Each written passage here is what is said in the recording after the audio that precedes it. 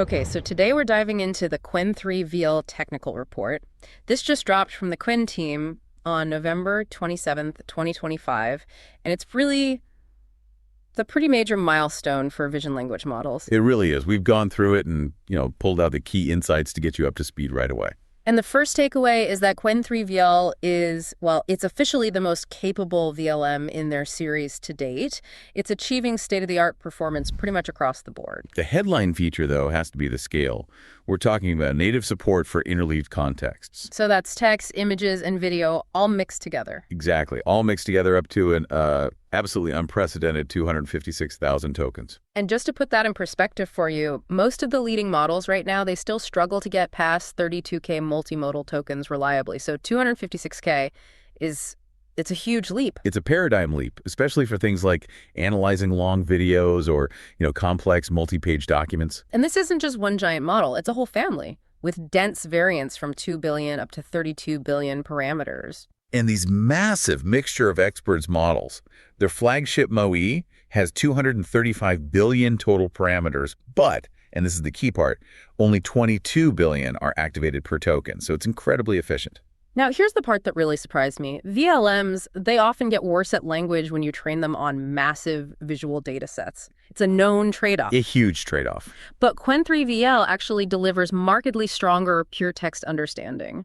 It often matches or even surpasses comparable text-only backbones. They somehow solved the language erosion problem. And that success is really built on three core architectural innovations. First, an enhanced interleaved-MROPE, which is key for spatial-temporal stuff in long videos. Then there's the DeepStack integration, which uses multi-level features from the Vision Transformer. And finally, a shift to explicit textual timestamps for video. And the proof is in the pudding, right? The stress test.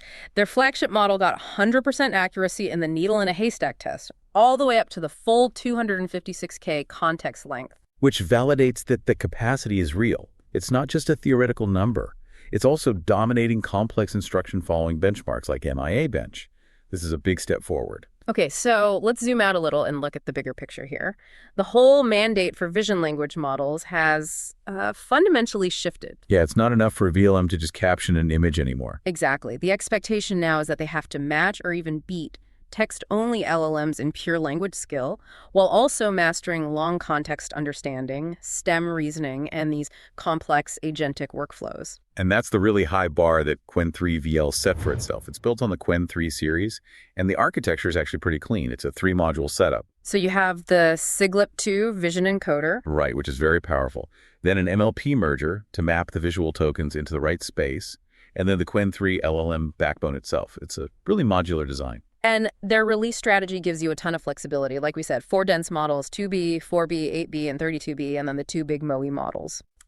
That flagship MOE is just fascinating. 235 billion total parameters. But because it's sparse, you only light up 22 billion for any given token. That MOE approach is just a smart answer to the compute problem, really. It is. But they also did something else that's critical for anyone actually deploying this stuff. They bifurcated their application tracks. So they released what they call non-thinking instruct variants. Right, which are optimized for speed, for direct question answering. Exactly. And then they have the thinking cat reasoning variants. And for you, listening to this, that difference is critical. The instruct models are for your low latency tasks. But the thinking models, they intentionally slow down inference to use chain of thought reasoning. They're designed for the really hard stuff, the complex multi-step analysis where a model actually needs to plan or break down a visual problem. So this whole family is really aiming to deliver on 3 core pillars. Right. First, keeping that strong pure text understanding, which is so often sacrificed. Second, that robust long context comprehension with the 256K window. And third, advanced multimodal reasoning across, single images, multiple images, and video. The capacity goal is super clear, but, capacity is useless if the underlying architecture can't actually handle the physics of time and space in these massive sequences. So let's turn to the architectural decisions. What actually enables that 256K window? Let's start with positional encoding. Okay, so this is a classic challenge. Their previous model, Qwen2-VL, it used a version of MROE that kind of partitioned the embedding dimensions into silos. You had temporal, horizontal, and vertical subspaces. And why was that a problem? Well, it created what they call an imbalanced frequency spectrum, or, spectral bias. Okay, what does that mean in practice? Think of it this way. When you completely separate the signals for time, width, and height, the model really struggles to relate them accurately across very long sequences, especially in a complex video where an object is moving. The positional signals are isolated, and the model just gets confused. So the fix was this interleaved-MROPE. Instead of siloing the dimensions, they basically shuffled the deck. Exactly. They redesigned the whole frequency allocation to uniformly distribute the temporal, horizontal, and vertical components across both the low and high frequency bands of the embeddings. So it blends them together. It blends them. And that balancing of the spectrum gives you a much more faithful, more robust representation of position over these super long ranges, which is, non-negotiable if you're analyzing a 30-minute video. Okay, so that's the positional encoding. Next up, they talk about DeepStack for cross-layer fusion. Now, most VLMs, they just have one point of entry for visual data right at the beginning of the LLM. A single point of entry, yeah. DeepStack seems designed to solve that classic problem where the LLM starts decoding and after a few layers, it sort of forgets the rich visual details it just saw. That's a perfect way to put it. DeepStack's goal is to strengthen that vision language alignment by injecting the visual tokens into multiple layers of the LLM. How does that work specifically? They extract features from 3 distinct levels of the vision transformer. You get low-level stuff for fine details, intermediate features, and then the high-level semantics. And these aren't just concatenated at the beginning, they're actually injected deeper in. That's the key.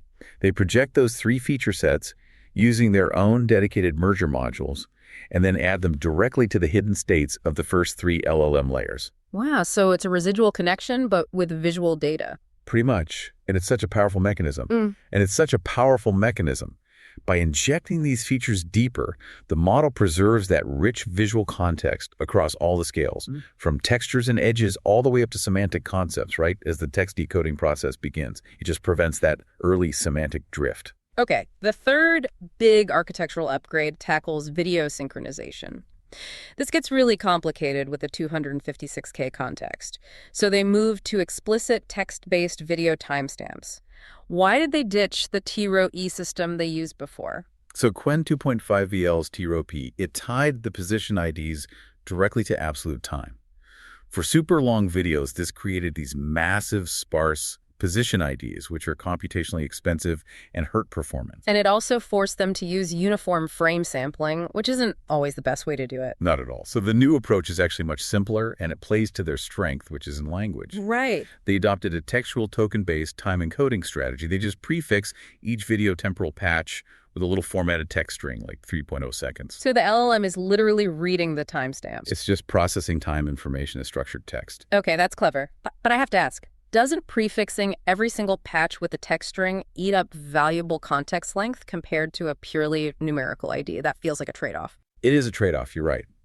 But they found the gain in precision and robustness was totally worth the small cost in context tokens. And during training, they generate timestamps in both seconds and the full hours, minutes, seconds format. So the model learns to handle diverse time codes. Exactly. And that facilitates these incredibly precise, time-aware tasks like video grounding, where you have to pinpoint an event right down to the second. Okay, so that's the architecture. Moving on to how they actually built this, the training methodology, they made a key optimization shift to preserve those language skills. Yes. They moved from a per sample loss to a square root normalized per token loss. Okay, that sounds incredibly abstract. Why do they have to mess with the loss function so fundamentally? All right, imagine you're grading 2 students. One submits a 1,000-page novel. That's your pure text data. Okay. The other submits a 5-page picture book with really complex diagrams. That's your multimodal data. If you just calculate the loss based on the total number of tokens, the novel is going to completely dominate the grade. Right, the sheer volume of text tokens would just drown out the influence from the visual tokens. And that leads to that linguistic degradation we were talking about. Precisely. The square root normalization, it acts like a corrective factor. It reweights and balances the contributions, making sure the model takes that picture book data just as seriously. And that adjustment was, absolutely paramount for preserving the LLM's language skills. That's a really clever way to stop the language skills from getting diluted. And they structured the pre-training into this really interesting 4-stage pipeline, just progressively cranking up the context length. Right. Stage 0, or S0, was just a quick alignment warm-up. They only trained the merger layers at an 8K context length. Then S1 was the huge multimodal pre-training phase. 1 trillion tokens, still at 8K, but with all parameters being trained. Then S2 is where they really start to push the envelope. They quadrupled the context at Lemma2K for the long context phase, another 1 trillion tokens, but with a crucial change to the data mix. Yeah, they injected significantly more video and agent-oriented instruction-following data right at that stage. And then finally, S3 was the specialized ultra-long context adaptation. This is where they pushed it to the limit, 262,144 tokens on a smaller 100 billion token data set, specifically curated to nail down that long video and long document analysis. That progression from 8K to 32K to 256K is just so strategic. And beyond the stages, they did a ton of work on data quality. For multilingual OCR, for instance, they expanded support from just 10 languages to 39 languages. That's huge. And they're getting over 70% accuracy on 32 of those. For anyone deploying this globally, that means you can process documents from all over the world without needing a stack of different specialized models. The way they handled visual grounding data is also really interesting. They adopted a normalized coordinate system, scaled from 0 to 1,000. Which just makes the whole system much more robust to different image resolutions and aspect ratios. It simplifies everything downstream. And what about STEM reasoning? I mean, getting high-quality data for scientific diagrams is notoriously hard. So they tackled that head on. They developed a programmatic rendering pipeline just to synthesize geometric diagrams. This gave them 1 million high-quality point grounding samples and 2 million VQA pairs for diagrams. So they just made their own. Sometimes synthetic generation is the only way to get the volume of precision you need for that kind of advanced scientific reasoning. Okay, so then after all that pre-training, there's a critical separation between the two model tracks. The thinking models, the ones for CoT reasoning, they used a special long chain of thought dataset, but they added a step called necessity filtering. And this is key. This is how you validate genuine multimodal reasoning. Necessity filtering just ensures the model couldn't have solved the problem without the image. So if the answer was in the text prompt alone, they threw it out. They threw it out. Yeah. It guarantees the model is performing true cross-modal analysis, not just clever text processing. That filter feels essential for building agents you can actually trust. And then they polished the whole thing with reinforcement learning. Yep. Using reasoning RL, the SAPO algorithm specifically, and general RL for things like VQA and grounding, they used hybrid reward systems, both rule-based and model-based, to really dial in the instruction following. Okay, so here's where it gets really interesting. Because all of that hard work, the architecture, the training, it all translated into some verifiable state-of-the-art results. And the first thing they had to prove was whether that 256K context window was actually functional, not just a number on a slide. Which brings us to the needle-in-a-haystack stress test, the gold standard. And the flagship Instruct model achieved 100% accuracy on videos up to 30 minutes long. Which maps perfectly to that 256K token window. Getting 100% at that scale is just incredibly difficult. It really validates that their positional encoding and their long context training strategy is working flawlessly. And they didn't even stop there. They extrapolated out to 1 million tokens. That's about 2 hours of video using the yarn extension technique. And it still maintained 99.5% accuracy. The capacity is just immense. Now for multimodal reasoning, the results show a direct payoff from all that dedicated CoT training and the necessity filtering. The thinking variant got soda on really tough visual math and reasoning benchmarks. We're talking Math Vista Mini, Logic Vista, VisiLogic. This shows the model isn't just seeing images, it's using them for deep computation. And the architecture scales down well, too. The much smaller Qwen3-VL 8B model still outperforms its peers across all 5 VQA benchmarks they tested, so the innovations are efficient. One of the biggest hurdles for any VLM is hallucination, especially when you push them. So looking at their alignment results, the thinking version of the flagship model actually surpassed some major competitors like GPT-5, Gemini 2.5 Pro, and Claude Opus 4.1 on IllusionBench. That's a huge claim. It is. And IllusionBench is designed specifically to diagnose hallucination and illusion issues. A high score there suggests a much more grounded, less confabulated model. It also got the best overall score on MIA Bench, which is all about complex instruction following. Let's talk about fine-grained perception and grounding. For 2D grounding and counting, they hit SOSOTA results, including a 48.6 MAP on Odin W13. And the improvements even went into 3D. The thinking variant beat Gemini 2.5 Pro by 5.2 points on the SCN RGBD dataset, which is a really challenging 3D scene understanding task. That's a big margin. There's one last practical insight from their evaluation that I thought was really important: the role of external tools. Oh yeah, this was great. On the fine-grained perception benchmarks, just integrating a simple external tool like an image zoom-in tool consistently gave them about a 5-point performance boost over the model alone. Which just reinforces how crucial tool-augmented learning is for building these multimodal agent frameworks. Absolutely. So what does this all mean for you, the person listening? Qwen3-VL seems to have successfully integrated high-fidelity visual analysis and this ultra-long context capability, all while preserving really strong tech skills. They've basically neutralized that common trade-off. And the fact that it's open source, under the Apache 2.0 license, and you have this whole family of efficient dense models and high-performance MOE variants, it makes it a very compelling alternative to the big closed-source models. The Qwen team's vision here is pretty clear. They see Qwen3-VL as a foundational engine for embodied AI agents.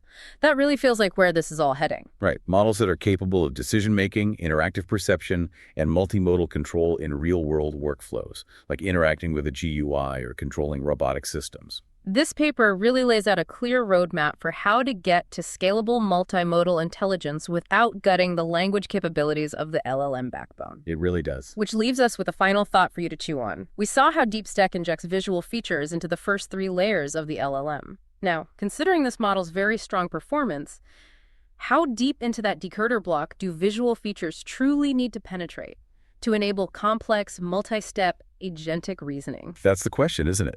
Is 3 layers enough for everything? Or will the next generation of VLMs require deeper, maybe even constant cross-modal fusion to fully replicate something like human perception integrated with reasoning? Something for you to think about.